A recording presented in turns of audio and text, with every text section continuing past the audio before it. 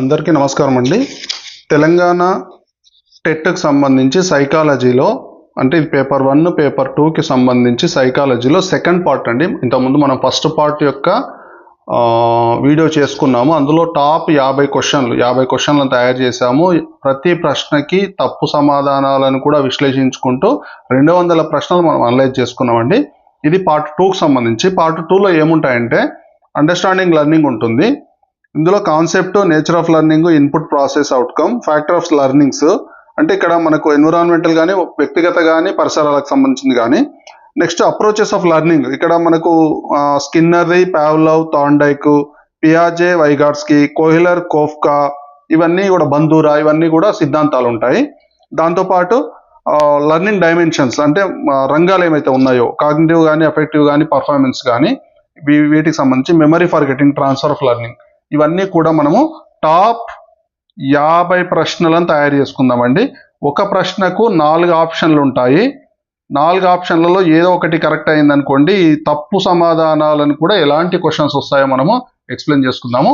ఒక్కసారి వినండి, వీడియో చివరి వరకు చూడండి. మీకు క్లియర్గా నేను ఈ వీడియోలో ఎక్స్ప్లెయిన్ చేసే ప్రయత్నం చేస్తాను.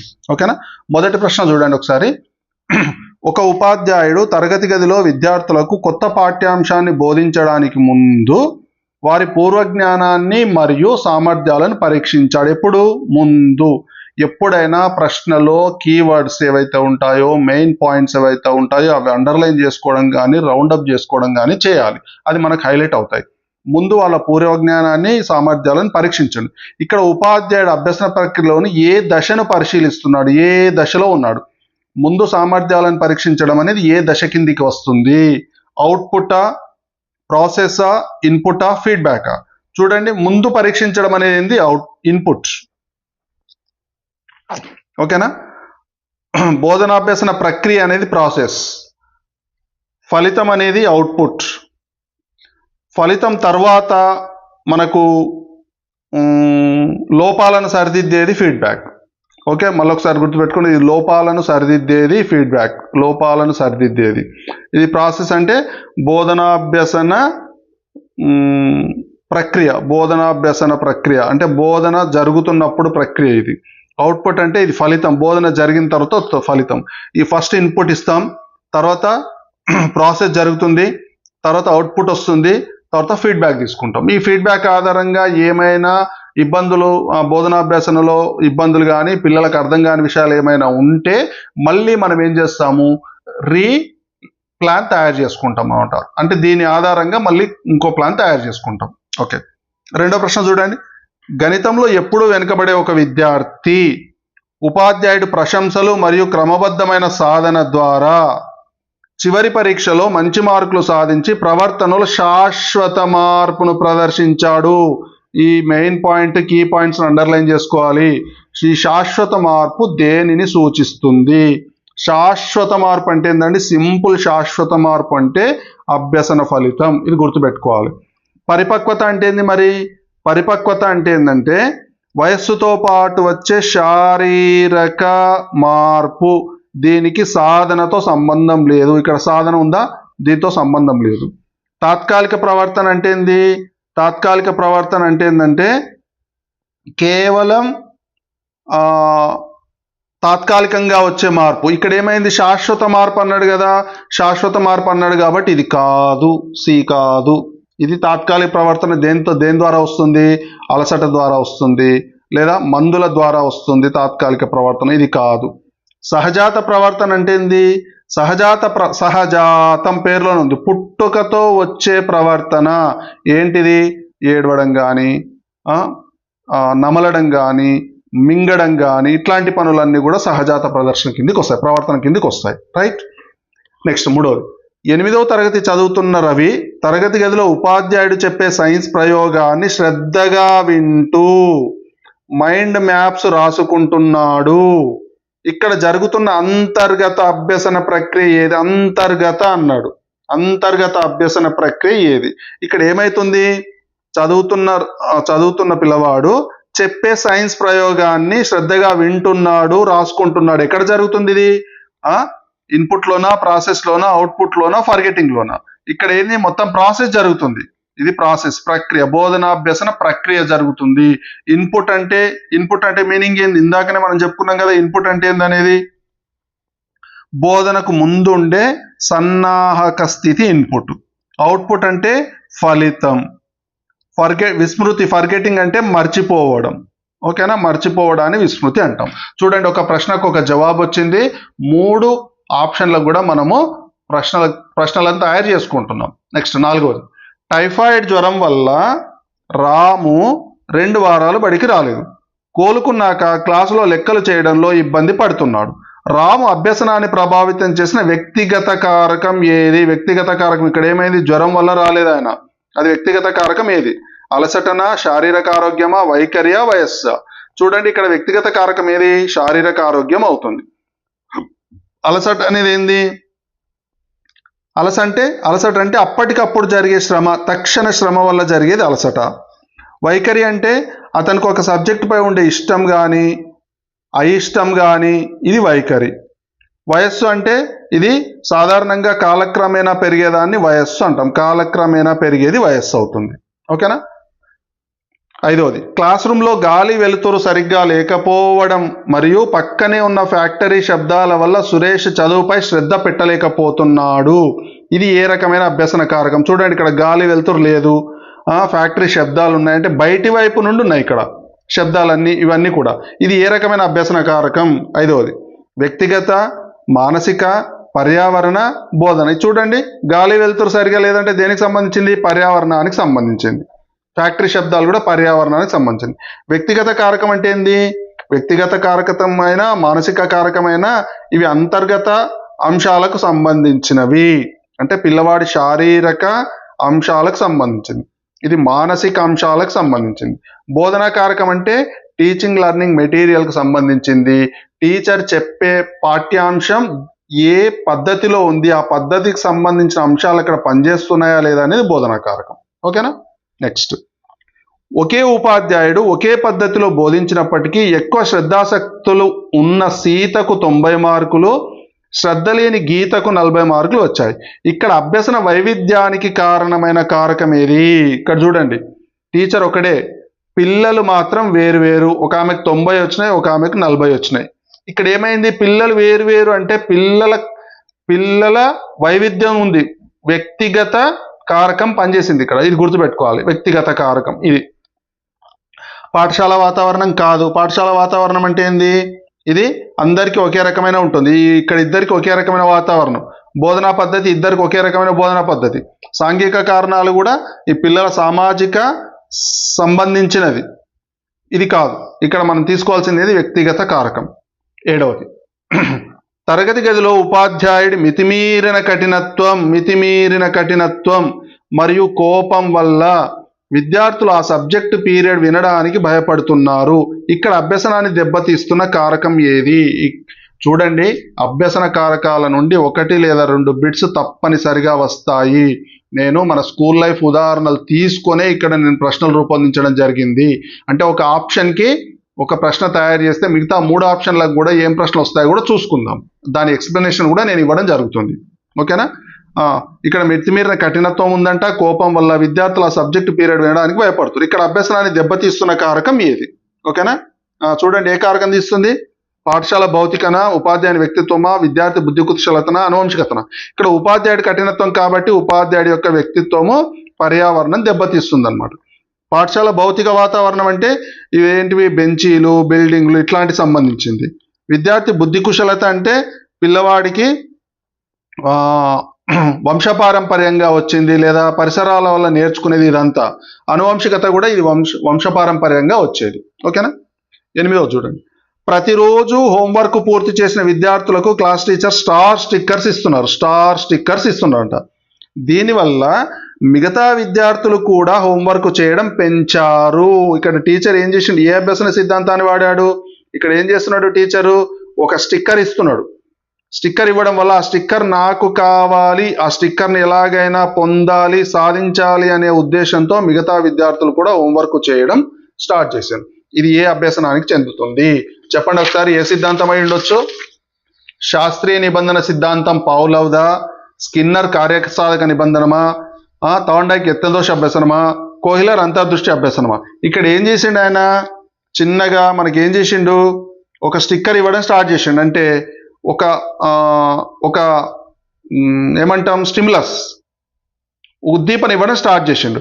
ఆటోమేటిక్ ఏమైంది, రెస్పాన్స్ అనేది పెరిగింది, ప్రతిస్పందన పెరిగింది. కాబట్టి ఇది ఏంది, స్కిన్నర్ కార్యసాధక నిబంధనానికి సంబంధించింది.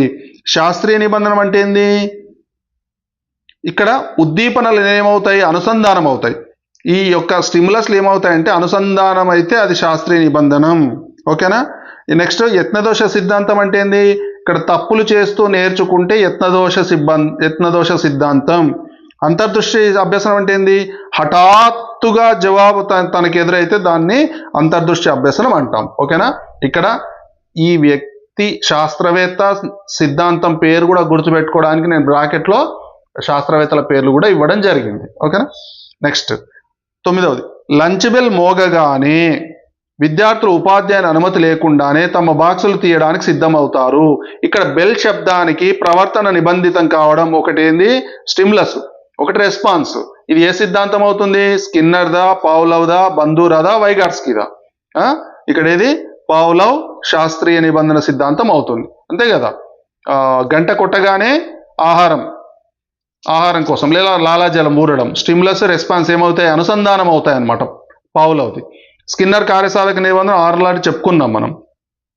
బందూరా సాంఘిక అభ్యసనం అంటే ఏంది, బందూరాది ఏంటంటే సమాజం, అంటే ఇతరులను చూసి అనుకరించడం, ఇతరులను చూసి అనుకరిస్తే అది బందూరాది. వైగాట్స్కి ఇదేంది, ఇది సాంఘిక వికాస సిద్ధాంతం. వైగాట్స్కి ఏంది, సాంఘిక వికాస సిద్ధాంతం. ఓకేనా. నెక్స్ట్ 10వది, ఒక ఉపాధ్యాయుడు ఒక క్లిష్టమైన పజిల్ ఇస్తే విద్యార్థి మొదట కొన్ని తప్పులు చేసి క్రమంగా తప్పులను తగ్గించుకుంటూ సరైన విధానాన్ని కనిపెట్టాడు. ఇది ఏ సిద్ధాంతం, సింపుల్. ఇక్కడ ట్రయల్ చేసిండు, ఇక్కడ ఎర్రర్స్ వచ్చినాయి, మళ్ళీ తగ్గించుకున్నాడు. ఆటోమేటిక్ ఏంది, యత్నదోష సిద్ధాంతం. థాండైక్ యత్నదోష సిద్ధాంతం. అంతర్దృష్టి అభ్యసనం అంటే ఆల్రెడీ అనుకున్నాం, ఏంది, హఠాత్తుగా జవాబు దొరకడం. ఓకేనా. నెక్స్ట్ నిర్మాణాత్మకవాదం అంటే, గుడ్డి గుర్తు పెట్టుకోండి, స్వంతంగా జ్ఞానాన్ని నిర్మించడం. ఈ డెఫినేషన్ గుర్తుపెట్టుకోండి, సొంతంగా జ్ఞానాన్ని నిర్మిస్తే దాన్ని నిర్మాణాత్మకవాదం అంటాం. పరిశీలన అంటే ఇతరులని పరిశీలిస్తూ లేదా అనుకరిస్తూ చేస్తే అది పరిశీలన అభ్యసనం. ఓకేనా. 11, గణిత ఉపాధ్యాయుడు తరగతి గదిలోకి రాగానే విద్యార్థులు నిశ్శబ్దంగా కూర్చుంటారు భయంతో. గతంలో ఆయన దండించడం వల్ల అనుకుందాం, ఉదాహరణకి ఇక్కడ గణిత ఉపాధ్యాయుడు దండిస్తాడని కాదండి, అలా తీసుకోవద్దు. జస్ట్ ఏంటంటే కేవలం అవగాహన కోసం మాత్రం ఇది రాయడం జరిగింది, ఇక్కడ ఎవరిని తప్పుపట్టే ఉద్దేశం లేదు. ఇక్కడ ఉపాధ్యాయుడు పావ్లోవ్ ప్రకారం ఏ రకమైన ఉద్దీపనగా మారాడు. పావ్లోవ్ది ఏంది, మనకు శాస్త్రీయ నిబంధన సిద్ధాంతం. శాస్త్రీయ నిబంధన సిద్ధాంతం ప్రకారము అతడు గతంలో దండించడం వలన అతడు రాగానే భయంతో కూర్చున్నాడంటే ఏ రకమైన స్టిమ్యులస్ అయింది, ఇది నిబంధితన, సహజన, నిబంధిత ప్రతిస్పందన, సహజ ప్రతిస్పందన. ఇక్కడ ఉద్దీపననే అడిగాడు కాబట్టి ప్రతిస్పందనలు కాదు, ఈ రెండు ప్రతిస్పందనలు కాదు. నిబంధిత ఉద్దీపన, సహజ ఉద్దీపన. చూడండి, నిబంధిత ఉద్దీపన అంటే ఏంటంటే, చెప్పండి, నిబంధిత ఉద్దీపన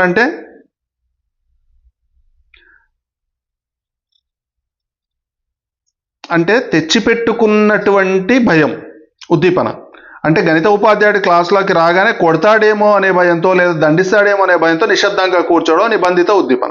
సహజ ఉద్దీపన అంటే ఏంది, సహజంగా పూర్తి అంటే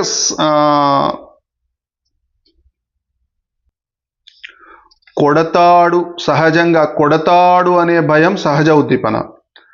ఓకేనా. అంతకుముందు కొట్టిన దాన్ని లేదా అంతకుముందు దండించిన దాని భయం నిబంధిత ఉద్దీపన. అర్థమవుతుంది కదా. అప్పటికప్పుడు జరిగేది సహజ ఉద్దీపన, అంతకుముందు జరిగిన దాని యొక్క ఉద్దీపన నిబంధిత ఉద్దీపన. ఈ రెండింటికి తేడా గుర్తుపెట్టుకోవాలి మనం. ఓకేనా. నెక్స్ట్ 12వది, క్లాస్లో అల్లరి చేస్తున్న విద్యార్థిని టీచర్ అందరి ముందు క్లాస్ రూమ్ నుండి బయటకు పంపించి వేశారు. ఇవన్నీ ఉదాహరణలు అండి, ఇవన్నీ తరగతి గదిలో ఉన్న ఉదాహరణలు తీసుకున్నాను. ఇవన్నీ జరిగాయని కాదు, ఆ రకమైన ఆప్షన్ల కోసం నేను ఎంపిక చేసుకోవడం జరిగింది. అల్లరి చేస్తున్న విద్యార్థిని టీచర్ అందరి ముందు క్లాస్ రూమ్ నుండి బయటకు పంపించి వేశారు. స్కిన్నర్ ప్రకారం ఇది ఏ రకమైన చర్య? స్కిన్నర్ ప్రకారం ఏ రకమైన చర్య చెప్పండి. ధనాత్మక, రుణాత్మక, శిక్ష, విరమణ. ఇక్కడ ఏం చేసిండు? బయటికి పంపించేసిండు. ఇక్కడ ఇంకా పునర్బలనం ఏం లేదు. పంపించేసిండు అంటే దాని అర్థం ఏంది? శిక్ష ఇవ్వడమే, పనిష్మెంటే. ఓకేనా? ధనాత్మక పునర్బలనం అంటే ఏంది? ఇక్కడ ఏదైనా బహుమతులు ఇవ్వడం, ఒక చాక్లెటో లేకుంటే ఒక పెన్నో అట్లాంటి బహుమతులు ఇస్తే అది మోటివేషన్ అవుతుంది పిల్లలకి. అది కాదు. రుణాత్మక పునర్బలనం అంటే ఏంది? ఏవైనా నచ్చని ఉద్దీపనలను తొలగిస్తే అది రుణాత్మక పునర్బలనం. ఇది గుర్తుపెట్టుకోవాలి. నచ్చని ఉద్దీపనలను తొలగిస్తే అంటే నచ్చని వాటిని తొలగించి మంచి ప్రవర్తనను పెంచితే రుణాత్మక పునర్బలనం. పునర్బలనం అనగానే పిల్లలను మంచి వైపుకు తీసుకెళ్లడం. ధనాత్మక అంటే బహుమతుల ద్వారా ఆకర్షించడం. రుణాత్మక అంటే వారిలో ఉన్న చెడు అలవాట్లను తొలగించి మంచి వైపు తీసుకెళ్లడం రుణాత్మక పునర్బలనం. శిక్ష అంటే అల్లరి చేసే ప్రవర్తనను అణచివేయడానికి లేదా తగ్గించడానికి బయటకు పంపడం అనేది ఇక్కడ పనిష్మెంట్. విరమణ అంటే ఏంటంటే పునర్బలనం ఇవ్వం. అసలు పునర్బలనం ఇవ్వకపోవడం వలన ఏమవుతుంది? ప్రవర్తన క్రమంగా నశించిపోతుంది. అంటే ఉదాహరణకు ఇక్కడ పిల్లవాడు హోంవర్క్ చేయట్లేదు సపోజ్, మనం ఏ రకమైన పునర్బలనం ఇవ్వట్లేదు. ఇవ్వకపోయేసరికి ఏమవుతుంది? పట్టించుకోకుండా పోవడంతో ఏమవుతుంది? అది ఎక్స్టెన్షన్ అవుతుంది, విరమణ అవుతుంది అన్నమాట. రైట్. నెక్స్ట్, సైన్స్ ల్యాబ్లో ఉపాధ్యాయుడు ముక్కలుగా ఉన్న హృదయ నమూనాను ఇస్తే విద్యార్థులు దానిని హఠాత్తుగా ఒక క్రమ పద్ధతిలో అమర్చి పూర్తి రూపాన్ని గ్రహించారు. ఇది ఏ అభ్యసనం? ఓకేనా? సైన్స్ ల్యాబ్లో ముక్కలుగా ఉన్న హృదయ నమూనా ఇచ్చిండు. ఇస్తే పిల్లలు ఏం చేశారు? దాన్ని హఠాత్తుగా ఒక క్రమ పద్ధతిలో హఠాత్తుగా అనగానే మనకి ఏం గుర్తుకు రావాలి? అంతర్దృష్టి అభ్యసనం గుర్తుకు రావాలి. అంటే పిల్లవాడు మనసులోని ఆలోచించి ఈ పార్ట్ ఇక్కడ ఉంది, ఈ పార్ట్ ఇక్కడ ఉందని టక పెట్టేయడాన్ని గెస్టాల్ట్ అంతర్దృష్టి అభ్యసనం, గెస్టాల్ట్ వాదం లేదా అంతర్దృష్టి అభ్యసనం, కోహిలర్ అంతర్దృష్టి అభ్యసనం అంటాం. సాంఘిక అభ్యసనం అంటే సమాజంలో ఉన్నటువంటి అంశాలను అనుకరించడం ద్వారా. ఇది కార్యసాధక నిబంధన అంటే ఆ ఎలుక మీట నొక్కడం లాంటి యాంత్రిక ప్రక్రియ ఇది. ఓకేనా? యాంత్రిక అభ్యసనం అంటే ఇంకా అవసరమే లేదు. ఇది ఏ రకమైన అవగాహన లేకుండా బట్టి పద్ధతిని ఏమంటాం అంటే మనం యాంత్రిక అభ్యసనం అంటాం. సుల్తానా అనే విద్యార్థిని బోర్డుపై రాసిన జామితి లెక్కను చూసి కొద్దిసేపు ఆలోచించి ఆహా నాకు సొల్యూషన్ దొరికింది అని ఒక్కసారిగా సంతోషపడింది. ఇక్కడ జరిగిన అభ్యసనం ఏది? ఇందాకనే అనుకున్నాం కదా మనం, ఒక్కసారిగా హఠాత్తుగా రావడాన్ని ఏమంటాం మనం? అంతర్దృష్టి అభ్యసనం అంటాం. ఇది గుర్తుపెట్టుకోవాలి. యత్నదోష అంటే ట్రయల్ అండ్ ఎర్రర్, పరిశీలన అంటే పరిశీలించడం, నిబంధన అంటే ఆల్రెడీ మనం చెప్పుకున్నాం ఇది కార్యసాధక నిబంధన, శాస్త్రీయ నిబంధన. ఎవరు? పావలోవ్ది, స్కిన్నర్ది. సందర్భాన్ని బట్టి అది పావలోవా స్కిన్నర్ చూసుకోవాలి. నెక్స్ట్, ఒక విద్యార్థి తన పీటీ వ్యాయామం చేసే శైలిని గమనించి ఇంటికి వెళ్ళి అలాగే యోగాసనాలు వేశాడు. గమనిస్తే ఏంది అక్కడ? సింపుల్. గమనం అంటే పరిశీలన అంటే బంధూర. సింపుల్, బంధూర పరిశీలన అభ్యసనం. పియాజే సంజ్ఞానాత్మకవాదం అంటే ఏంది? ఇవన్నీ కూడా ఏంటి ఉంటాయి? ఇక్కడ మనకు సంజ్ఞానాత్మక దశలు ఉంటాయి. మూర్త ప్రచాలక దశ, అమూర్త ప్రచాలక దశ, పూర్వ ప్రచాలక దశ, దశల వారీగా పిల్లవాడిలో అభ్యసన సామర్థ్యం అనేది పెరుగుతుంది. నెక్స్ట్, థాండైక్ అభ్యసనం అంటే ఏంది? యత్నదోష సిద్ధాంతం ఇందాకనే చెప్పుకున్నాం. స్కిన్నర్ అనేది ఏంది? కార్యసాధక నిబంధన సిద్ధాంతం. ఈ మూడు కావు. నెక్స్ట్, విద్యార్థులు గ్రూపులుగా ఏర్పడి వర్షపు నీటి సంరక్షణపై ప్రాజెక్ట్ వర్క్ సొంతంగా చర్చించుకుంటూ సమాచారాన్ని సేకరించారు. ఈ బోధనా పద్ధతి ఏ వాదానికి అనుగుణంగా ఉంది? ఇక్కడ చూడండి, పిల్లలు ఏం చేశారు? సొంతంగా చర్చించుకుంటూ చేసిండ్రు అనమాట. అంటే పిల్లలు స్వయంగా జ్ఞానాన్ని నిర్మించుకున్నారు. ఇది గుర్తుపెట్టుకోవాలి. మనం ఇక్కడ ఉన్న ప్రశ్నని డెఫినేషన్గా రాసుకోవాలి. స్వయంగా జ్ఞానాన్ని నిర్మించుకున్నారు అంటే అది నిర్మాణాత్మకవాదం, సంరచనాత్మకవాదం, కన్స్ట్రక్టివిజం, సంరచనాత్మకవాదం. ప్రవర్తనవాదం అంటే ఏంది? ఇది స్టిమ్యులస్కు రెస్పాన్స్కు ప్రాధాన్యత ఇస్తుంది. ఉద్దీపనలకు ప్రతిస్పందనలకు ప్రాధాన్యతనిచ్చేది ప్రవర్తనవాదం. ఇక్కడ ఉద్దీపన ప్రతిస్పందనలు ఏమీ లేవు. ఓకేనా? నెక్స్ట్, గెస్టాల్ట్ వాదం అంటే ఏంది? ఇక్కడ గెస్టాల్ట్ వాదం అంటే ఇక్కడ ఏమవుతుంది? ప్రత్యక్షంగా వివేచన ఉంటుంది, ఆలోచన ఉంటుంది అనమాట. నిబంధనవాదం అంటే ఆల్రెడీ మనం చెప్పుకున్నాం కదా, యాంత్రికంగా వచ్చే అలవాట్లన్నీ కూడా నిబంధనవాదం కిందికి వస్తాయి. ఓకేనా, ఇక్కడ సొంతంగా చర్చించుకొని జ్ఞానాన్ని నిర్మించుకున్నారు కాబట్టి నిర్మాణాత్మకవాదం. ఓకే. పియాజే ప్రకారం ఒక 8వ తరగతి విద్యార్థి తన పాత సైకిల్ను తొక్కే నైపుణ్యంతో, ఓకేనా, కొత్తగా కొన్న మోటార్ బైక్ బ్యాలెన్సింగ్ని సులభంగా గ్రహించి తొక్కగలిగాడు. పాత సైకిల్ తొక్కడం నేర్చుకున్నాడు, కొత్తగా మోటార్ బైక్ బ్యాలెన్సింగ్ నేర్చుకున్నాడు ఆటోమేటిక్గా దీని నుండి దాంతో. ఇక్కడ జరిగిన ప్రక్రియ సింపుల్ అండి. ఇక్కడ జరిగిన ఏం ప్రక్రియ జరిగిందంటే సాత్మీకరణం, అనుగుణ్యం, సమతుల్యత, కేంద్రీకరణం. ఇక్కడ జరిగింది ఏంది? సాత్మీకరణం జరిగింది. ఏంటిది సాత్మీకరణం అంటే?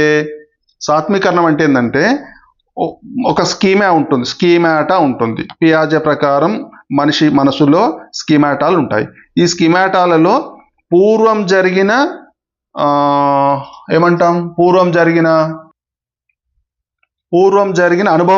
అనుభవాన్ని ఏం చేశారు?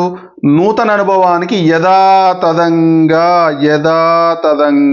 అన్వయించుకున్నాడు. యథాతథంగా అన్వయించుకుంటే అది సాత్మీకరణం. యథాతథంగా పూర్వానికి ప్రజెంట్కి, ఏ పూర్వం బి ప్రస్తుతం ఏ నుంచి బికి వచ్చే తన ప్రవర్తన మార్పులను యథాతథంగా అన్వయించుకుంటే సాత్మీకరణం. అనుగుణ్యత అంటే ఏంది చెప్పండి? అనుగుణ్యత అంటే ఈ స్కీమాటా ఉంది కదా, పాత స్కీమా, దీన్ని మార్చడం. ఇక్కడ మారలేదు కదా, సేమ్ ఉంది కాబట్టి ఇది కాదు. సమతుల్యత అంటే ఏంది?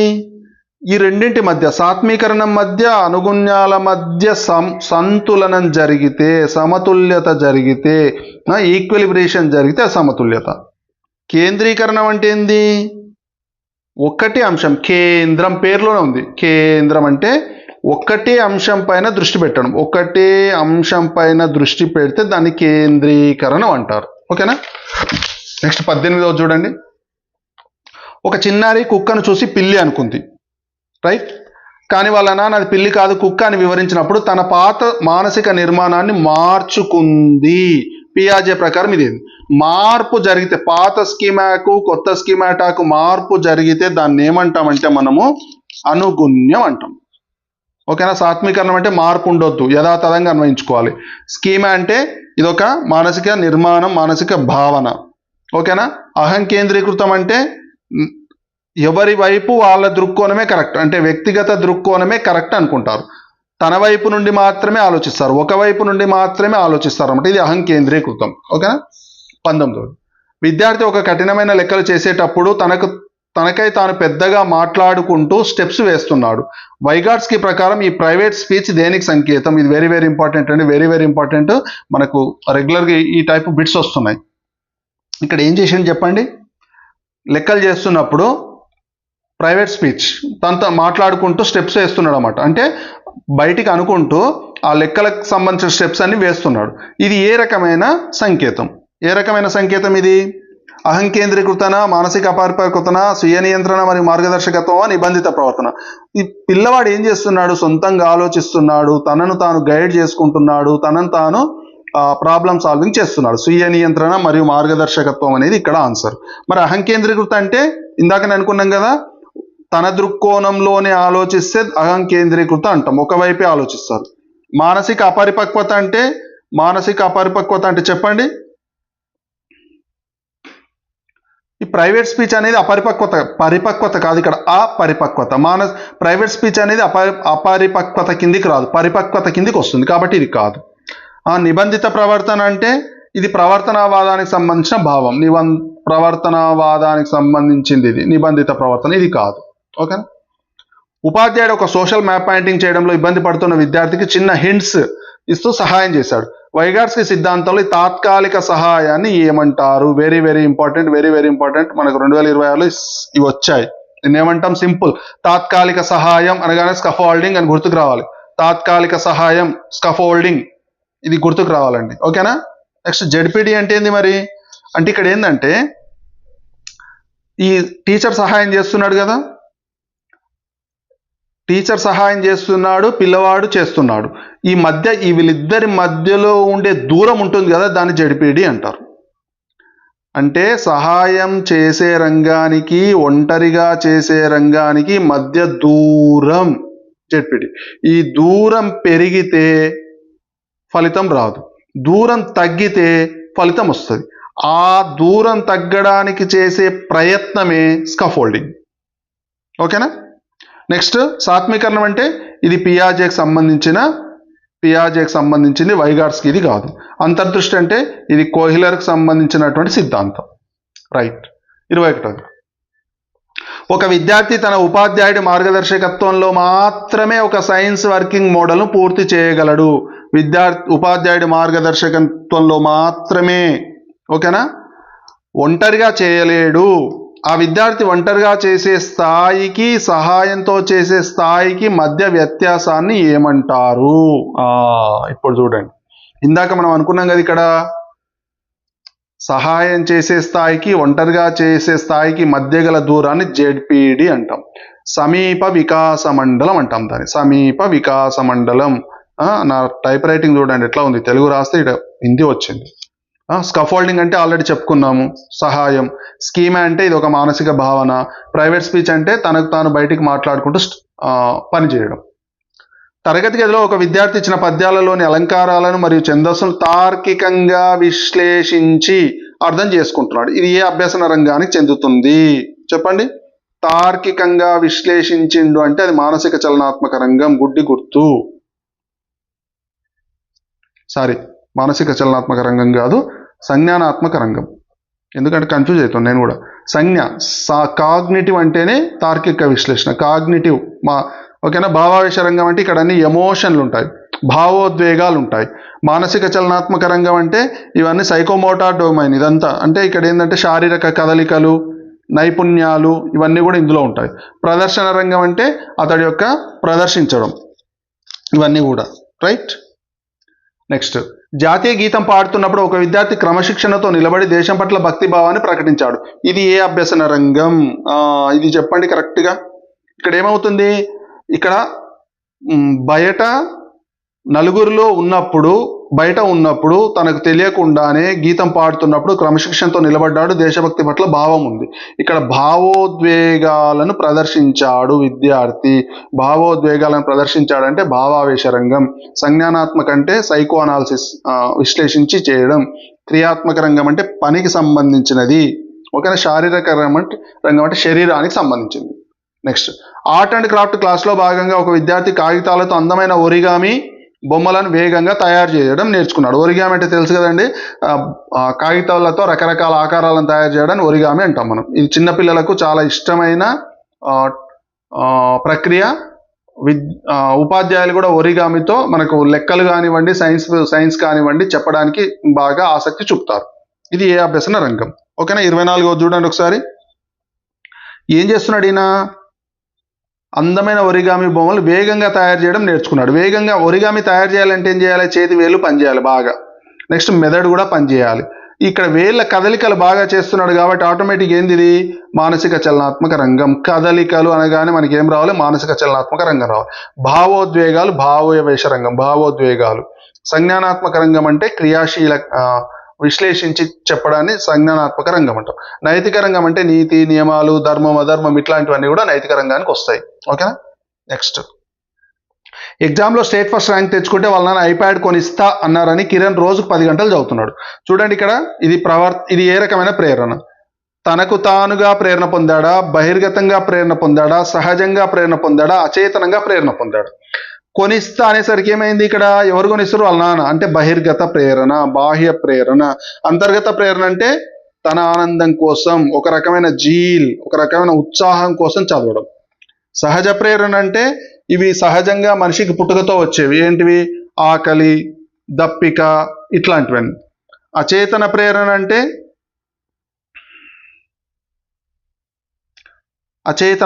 అంటే ఇక్కడ ఏంటంటే అచేతన ప్రేరణ అంటే ఏంటంటే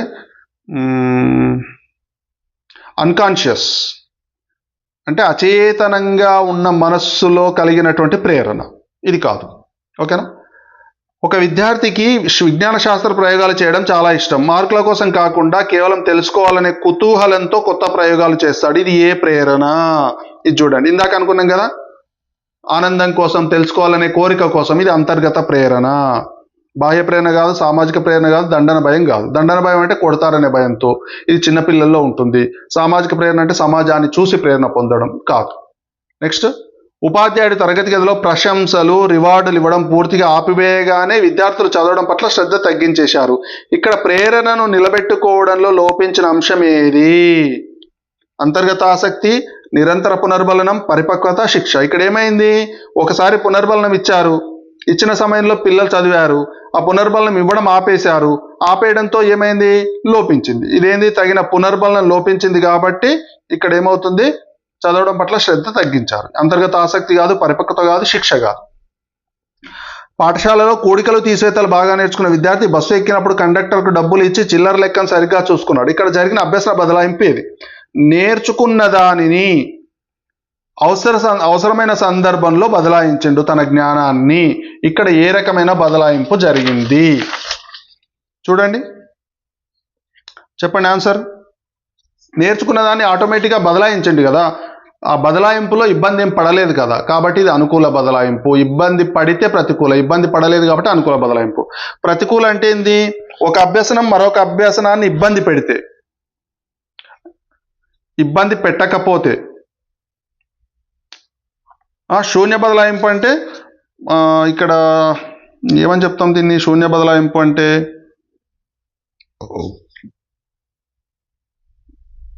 అనుకూలం ఉండదు, ప్రతికూలం కూడా ఉండదు, ఏది ఉండదు, జీరో. ఓకేనా?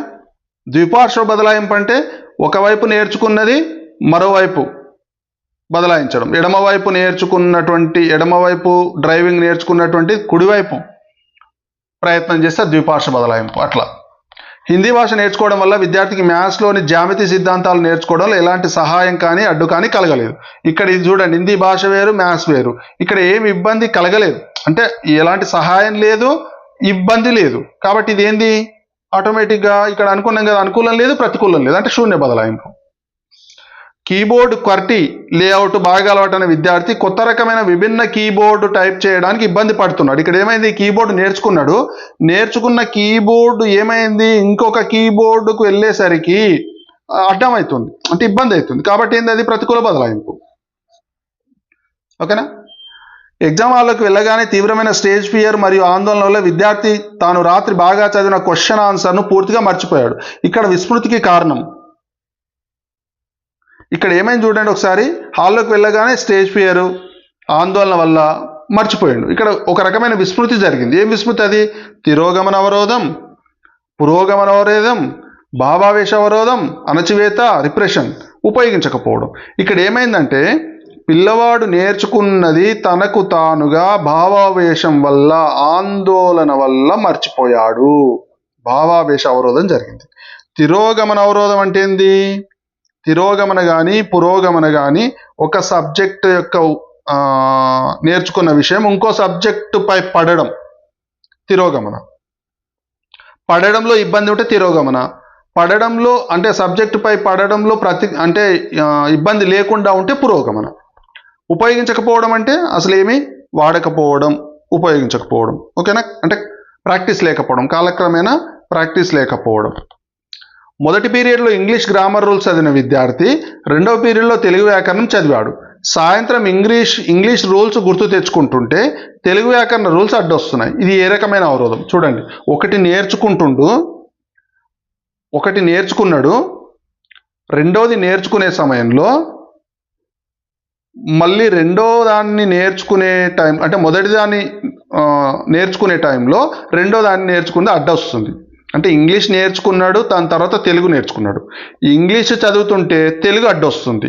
ఇక్కడ ఏమైంది? అవరోధం అనేది జరిగింది. ఏ రకమైన అవరోధం ఇది అంటే ఒకటి అడ్డం పడి ఇబ్బంది పడితే అది తిరోగమన అవరోధం, ఇబ్బంది లేకుంటే పురోగమన.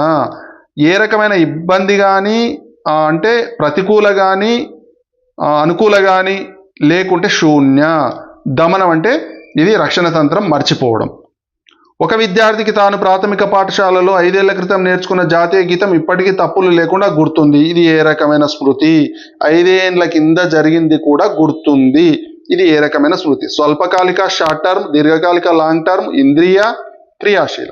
ఎక్కువ రోజులు చూడండి, తాత్కాలికంగా గుర్తుంటే స్వల్పకాలిక, బస్సులో టికెట్ తీసుకోవడం కానీ, షాపింగ్ మాల్లో OTP చెప్పడం కానీ, ఇట్లాంటివన్నీ స్వల్పకాలిక స్మృతులు. ఓకేనా?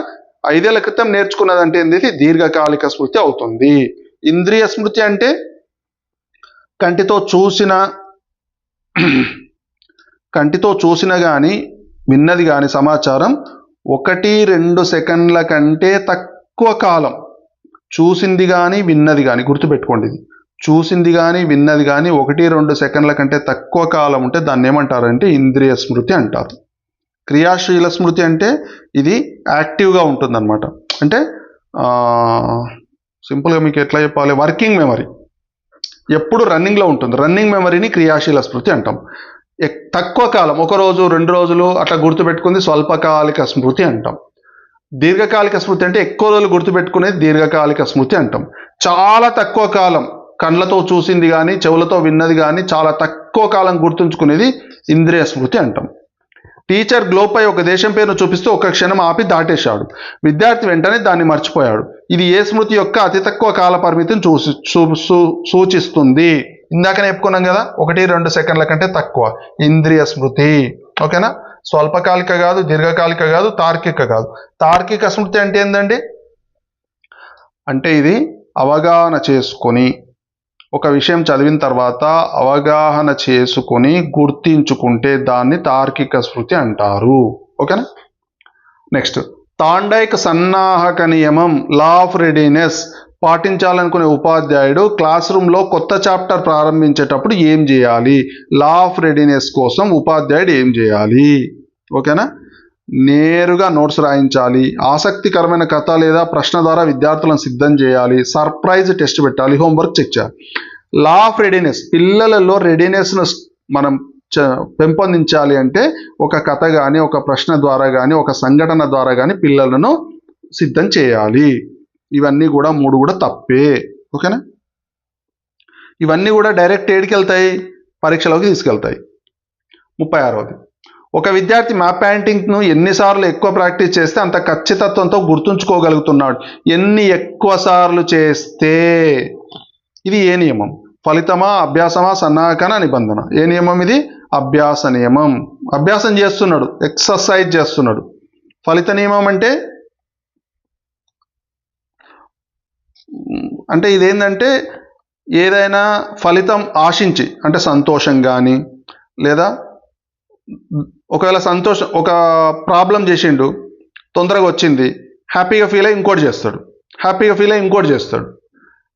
ఒక ప్రాబ్లం చేసిండు, రాలేదు, అసంతృప్తితోటి దాని మీద అయిష్టం పెంపొందుతుంది. ఇది ఫలిత నియమం. సన్నాహక నియమం అంటే ఇందాక చెప్పుకుంది లా ఆఫ్ రెడీనెస్. నిబంధన విషయం అంటే ఇది పావులోకి సంబంధించింది అనమాట. ఓకేనా? నెక్స్ట్ 37వది, క్లాస్ టెస్ట్లో నా టైపింగ్ బాగాలేదు, మంచి మార్కులు రావడం వల్ల టీచర్ మెచ్చుకున్నారు. ఆ సంతోషంతో విద్యార్థి తదుపరి పరీక్షకు మరింత ఉత్సాహంగా చదివాడు. ఇది ఏ నియమం? చూడండి, మంచి మార్కులు రావడం వల్ల టీచర్ మెచ్చుకున్నాడు. పొగడ్త అనేది చాలా పనిచేస్తుంది. ఆ విద్యార్థి మరింత ఉత్సాహంగా చదివాడు. ఇది ఏ నియమం? చెప్పండి. సన్నాహకన? కాదు. ఫలిత నియమం? అవును. ఎందుకు? ఇక్కడ ఫలితం ఏమొచ్చింది? మెచ్చుకోవడం. పొగడ్త ఇచ్చామంటే ఆ పొగడ్తకు అనుగుణంగా మళ్ళీ ఇంకా బాగా ప్రయత్నం చేయడానికి పిల్లలు ట్రై చేస్తారు. ఇక్కడ పొగడ్త కాకుండా ఒక రకమైన విమర్శ ఇచ్చామనుకోండి, ఫలిత నియమం ఏమవుతుంది? నెగటివ్ అవుతుంది, పాజిటివ్ కాదు. ఉపయోగించని నియమం అనేది కాదు, ఇది అభ్యాస నియమంలో ఒక సబ్ రూల్ అనమాట. ఇది ఉపనియమం అంటాం, పావ్లోవ్ నియమం కాదు. బంధుర ప్రకారం ప్రయోగశాలలో ఒక విద్యార్థి జాగ్రత్తగా కెమికల్స్ కలపడం చూసి ప్రశంసలు పొందడం గమనించిన పక్క విద్యార్థి తను కూడా అంతే జాగ్రత్తగా ప్రయోగం చేయడానికి దేనికి ఉదాహరణ? ఒక పిల్లవాడు బాగా చేస్తే దాన్ని చూసి రెండో పిల్లవాడు ఇంకా బాగా చేస్తున్నాడు. ఇది ఏ రకమైన ఉదాహరణ కిందికి వస్తుంది? పునర్బలనం అనేది ఏ రకమైన పునర్బలనం? ప్రత్యక్షన, పరోక్షణ, ఆత్మన, ప్రతికూలన? చెప్పండి. ఒక పిల్లవాడు ప్రశంసను చూసి పరిశీలించి పరిశీలకుడు ప్రేరణ పొందాడు అంటే ఇది పరోక్ష పునర్బలనం. ప్రత్యక్ష పునర్బలనం ఎందుకు కాదు అంటే నేరుగా ఆ వ్యక్తికి ఆ యొక్క పునర్బలనం అందడం. అంటే ఇప్పుడు ఏ బి అనే ఇద్దరు విద్యార్థులు ఉన్నారు. ఏ విద్యార్థి డైరెక్ట్ ఈ విద్యార్థిని మెచ్చుకున్నాం అనుకోండి, ఈ విద్యార్థికి చాక్లెట్ ఇచ్చామనుకోండి, ఈ విద్యార్థిది ప్రత్యక్ష పునర్బలనం అవుతుంది. ఈ విద్యార్థికి చాక్లెట్ ఇవ్వడం చూసి పునర్బలనం పొందిన బి విద్యార్థి బాగా చేస్తే ఇది పరోక్ష పునర్బలనం అవుతుంది. ఓకేనా? ఆత్మ పునర్బలనం అంటే తనకు తానే శబాష్ అనుకోవడం, ఇది ఆత్మ పునర్బలనం. ప్రతికూల పునర్బలనం అంటే తనలో ఉన్న ఏవైనా బాధలు కానీ ఇబ్బందులు కానీ తొలగించుకొని పాజిటివ్ వైపు వెళ్ళడం, ఇది ప్రతికూల పునర్బలనం. ఓకేనా? నెక్స్ట్ 39వ చూడండి. గెస్టాల్ట్ వాదుల ప్రకారం విద్యార్థి ఒక సంక్లిష్టమైన సైన్స్ జవాబును అర్థం చేసుకోవాలంటే ఏది అవసరం? సంక్లిష్టమైన. గెస్టాల్ట్ ఏంది సిద్ధాంతం? సమగ్రాకృతి సిద్ధాంతం గెస్టాల్ట్ వాదుల ప్రకారం ఏంటంటే ఏదైనా ఒక అర్థం కానిది క్లిష్టమైన దాన్ని నేర్చుకోవాలి అంటే దాన్ని ఏం చేయాలి? ముక్కలు చేయాలి. చూద్దాం ఒకసారి.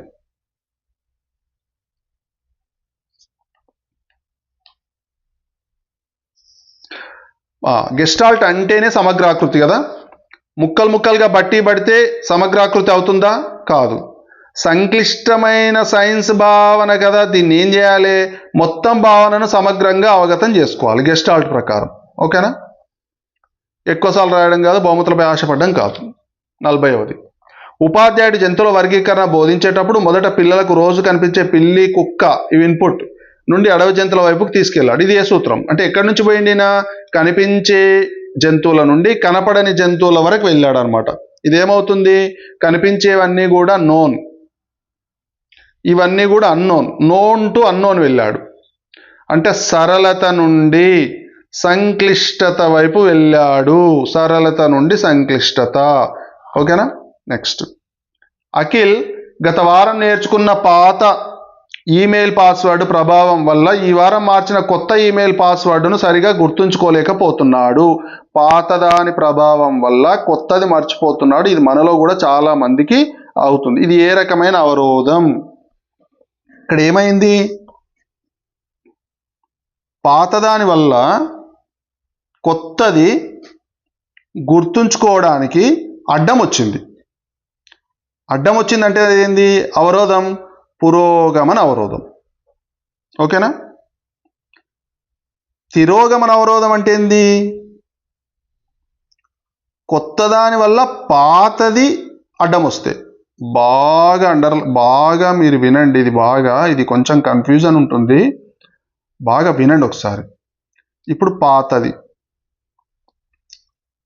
పాత పాస్వర్డ్ కొత్తదాన్ని ఇబ్బంది పెడుతుంది. ఓకేనా?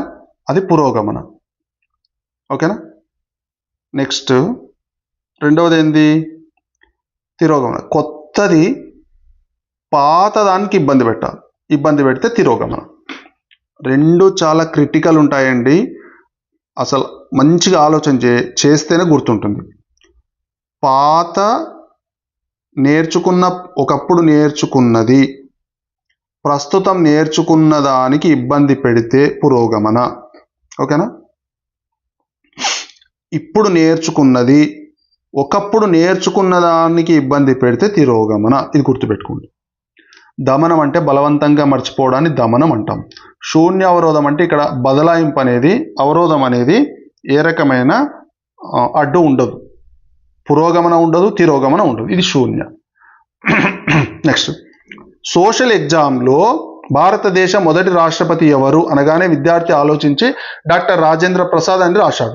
ఇక్కడ స్మృతి యొక్క ఏ ప్రక్రియ జరిగింది అంటే ప్రశ్నకు డైరెక్ట్ ఏం చేసిండు? ఈయన జవాబు రాసేసిండు. ప్రశ్నకు డైరెక్ట్ జవాబు రాసిండు.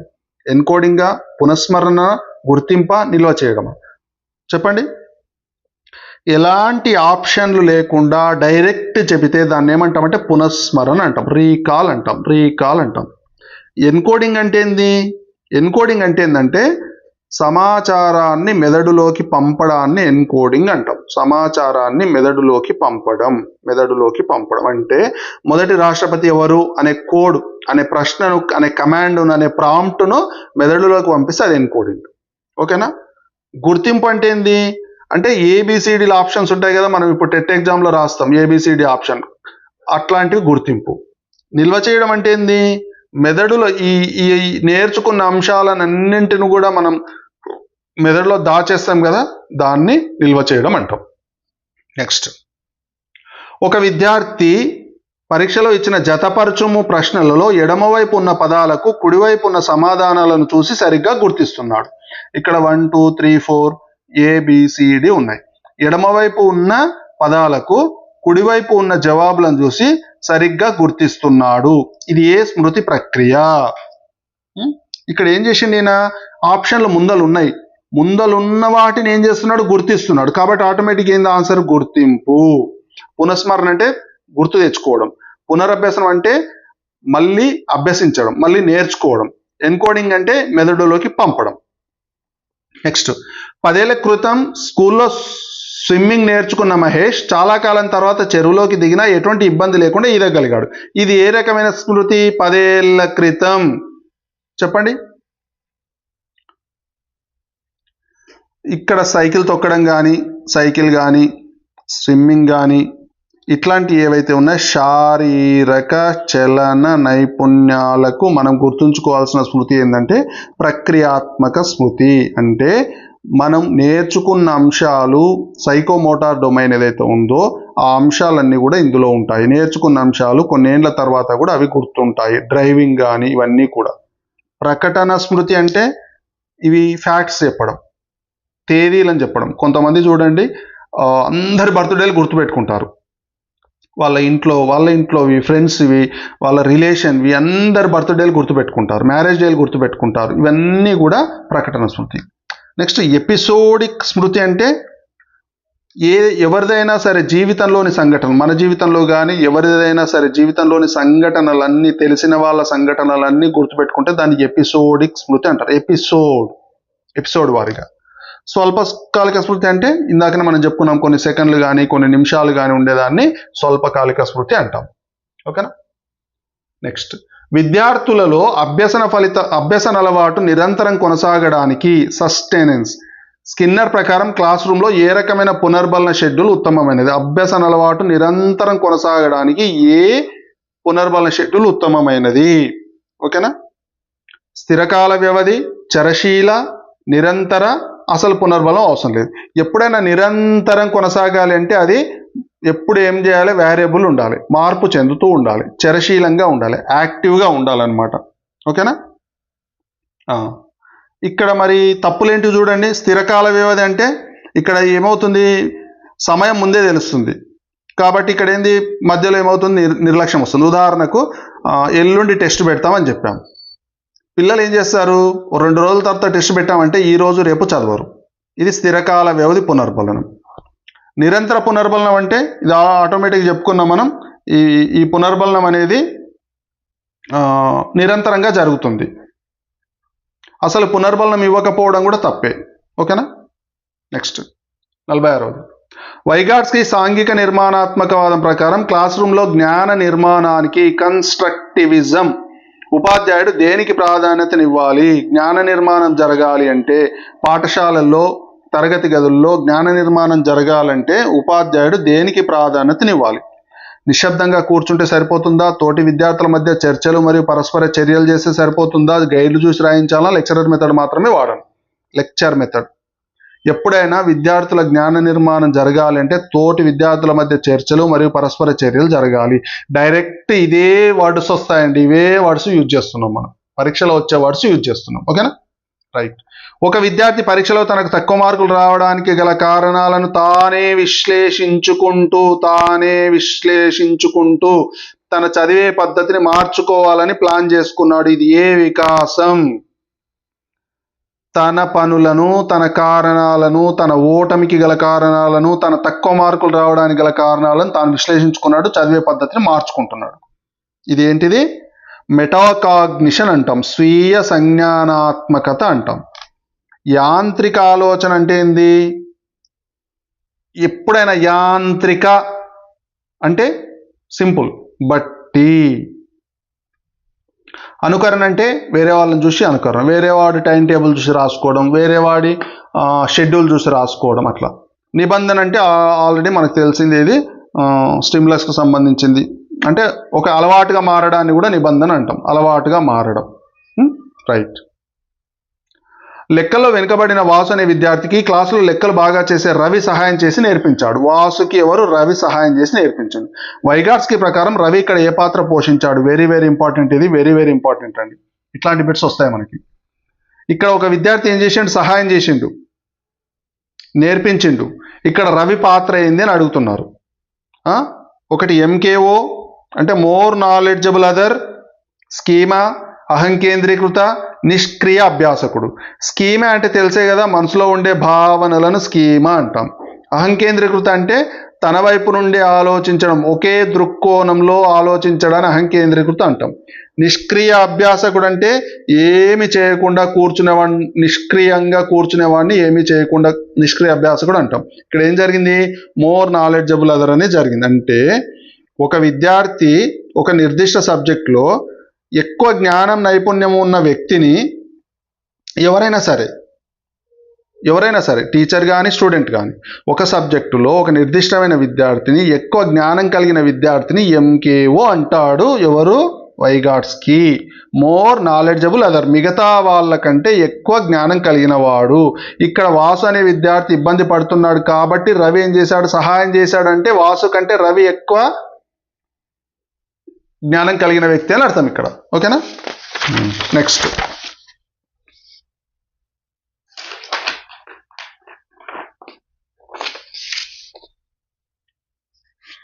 ఓకేనా? నెక్స్ట్ అండి, ఉపాధ్యాయుడు క్లాస్ రూమ్లో పెద్ద పాఠాన్ని మైండ్ మ్యాప్స్ మరియు ఫ్లో చార్ట్స్ రూపంలో విభజించి బోర్డుపై రాశాడు, ప్రదర్శించాడు. ఇది విద్యార్థులలో దేనికి సహాయపడుతుంది? మైండ్ మ్యాప్, ఫ్లో చార్ట్ అంటే తెలుసే కదండి. ఫ్లో చార్ట్ రూపంలో రాసిండు, మైండ్ మ్యాప్ రూపంలో రాసిండు. మధ్యలో ఒక పదం రాసి చుట్టూ అన్ని దానికి సంబంధించిన పదాలు రాయడం, చార్ట్ రూపంలో రాయడం, ఫ్లో చార్ట్ రూపంలో రాయడం. ఓకే, ఈ రకంగా రాసిండు అన్నమాట. ఇది దేనికి ఉపయోగపడుతుంది? విస్మృతిని పెంచడానికి, సంజ్ఞానాత్మక వ్యవస్థీకరణకు, యాంత్రిక బట్టికి, నిబంధన తొలగించడానికి. ఇక్కడ ఏమవుతుంది చెప్పండి? ఇక్కడ విస్మృతిని పెంచడానికంటే మర్చిపోవడానికి కాదు, దీనివల్ల ఎక్కువ గుర్తుంటుంది. కాబట్టి సంజ్ఞానాత్మక వ్యవస్థీకరణ అనేది కరెక్ట్ ఆన్సర్. యాంత్రిక బట్టి కాదు, నిబంధన తొలగించడం కాదు.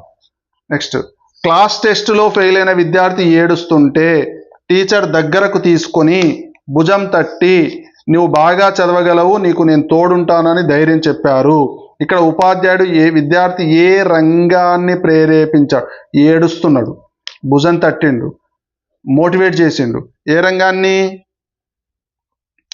ఏవైనా సరే అండి, ఏడవడము, బాధపడము, ఆనందము, ఇవన్నీ కూడా భావావేశ రంగానికి వస్తాయి, భావోద్వేగాల కిందికి వస్తాయి.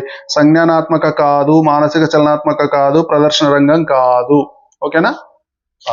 ఇవన్నీ కూడా వీటికి సంబంధించిన జవాబులు నేను వివరణ అంతా కూడా మీకు గూగుల్ డ్రైవ్లో పెడతానండి. గూగుల్ డ్రైవ్లో పెట్టి మీకు లింక్ ఇస్తాను. 1-2 సార్లు చెక్ చేసుకోండి. ఎక్స్ప్లెనేషన్ మీరు పూర్తిగా వినండి, ఎందుకంటే ఒక ప్రశ్నకు జవాబుతో పాటు మిగతా ప్రశ్నలకు నేను మిగతా ఆప్షన్స్ కూడా ఎక్స్ప్లెనేషన్ ఇవ్వడం జరిగింది క్లియర్గా. ఇవన్నీ కూడా సైకాలజీకి సంబంధించిన నోట్స్ అన్ని కూడా నేను డిస్క్రిప్షన్లో ఉన్న గూగుల్ ఫామ్ నింపితే మీకు డౌన్లోడ్ అయ్యేటట్టు డ్రైవ్ లింక్ ఇస్తాను. మీరు ఈ వీడియో మీకు నచ్చినట్లయితే షేర్ చేయండి, సబ్స్క్రైబ్ చేసుకోండి. అంతేకాకుండా మీకు ఇంకా ఎలాంటి వీడియోస్ కావాలో కామెంట్ బాక్స్లో టైప్ చేయండి. వీడియో నచ్చినా కూడా కామెంట్ బాక్స్లో టైప్ చేయండి. ఓకే అండి, థ్యాంక్ యూ వెరీ మచ్.